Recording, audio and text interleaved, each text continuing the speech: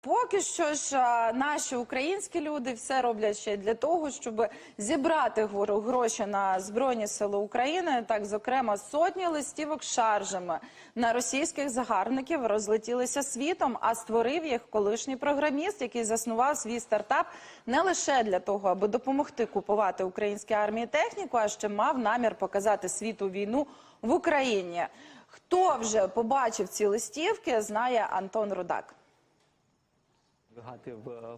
До 2014 року Роман працював програмістом, а потім почав створювати стартапи. Це були різноманітні програмні продукти. Та 24 лютого, коли російська армія вторглася в Україну і почала бомбити міста, вніс корективи в його життя. Для себе вирішив, що причина війни в пропаганді. Що от російська пропаганда за дуже багато років пояснювала, що вбивати українців – це нормально.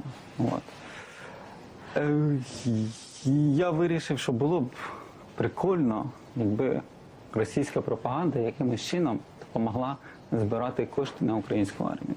Роман спершу створив групу у Фейсбуці, де пропонував меми з невдач російської армії в Україні. У відповідь читачі теж надсилали різноманітні асоціації з окупантом. Диви, гвинтокрили летять! Не відволікайся! Генерал сказав слідкувати за гусьми. Якщо пам'ятаєте, була атака на Білгород, і в той момент українські гелікоптери, я не знаю хто, але були удар по російським базам в Білгороді, і в той же час російська пропаганда розповідала про біолабораторії. Тобто на цій листівці зображено, що от вони пропустили удар по Білгороду, тому що вони замість того, щоб дивитися на гелікоптери, вони слідкували за гусьми. У соцмережах знайшлися небайдужі громадяни, які погодились безкоштовно малювати меми. Люди робили це, аби відволіктись трохи від війни. Той день, коли наші військові героїчно потопили крейсер «Москва», став точкою відліку для нового стартапу. Перший конверт із потопленим руським кораблем на продаж запропонував друзям. Потім чоловік домовився з друкарнею і почав масовий друк конвертів з усіма готовими мемами. Коли починали, ми такі прийшли на пошту, такі листівки відправляєте, да? Куди хочете, крім Росії і Білорусі. Для закордонних отримувачів на листівці, де зображений відомий рожевий капелюх, у якому гурт «Калуш» переміг на Євробаченні, розписалась особисто мама фронтмена.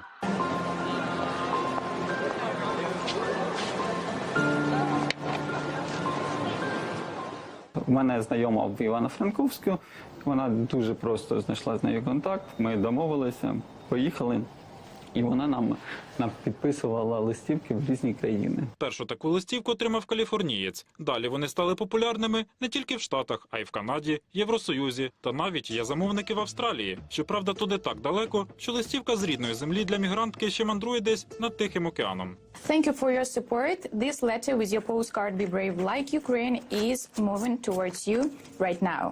Це Дарина. Вона з київського офісу особисто надсилає побажання і слова вдячності з України кожному отримувачу. Каже, під час війни не може сидіти осторонь, тому й захотіла, аби про Україну знав весь світ. Я для себе зрозуміла, що якщо я, мої рідні, близькі будуть живі і здорові, то, значить, мені потрібно буде якось допомагати іншим людям, які, наприклад, постраждали від війни. І в мене в голові була така ідея, що от я би хотіла працювати або в благодійному фонді, або в якомусь такому проєкті, який допомагає чи то військовим, чи то цивільним. За стінкою сидить графічний дизайнер з 25-річним стажем Іван. Він доводить листівки до стану, коли їх можна здавати в поліграфію. Зараз я зараз накладаю логотип на ілюстрацію і накладаю QR-код. Ще перевіряю якість ілюстрації, чи все з нею добре. QR-код, який ставить дизайнер, має унікальний номер. За ним її виробники можуть бачити, у яку волонтерську організацію пішов донат на армію. За останній місяць на її потреби передали вже 70 тисяч гривень. Але окрім допомоги армії, одна з головних цілей – підтримувати бренд України у світі, аби війна, розв'язана Росією, не відходила на другий план. Антон Рудак, Сергій Приходько, телеканал «Київ».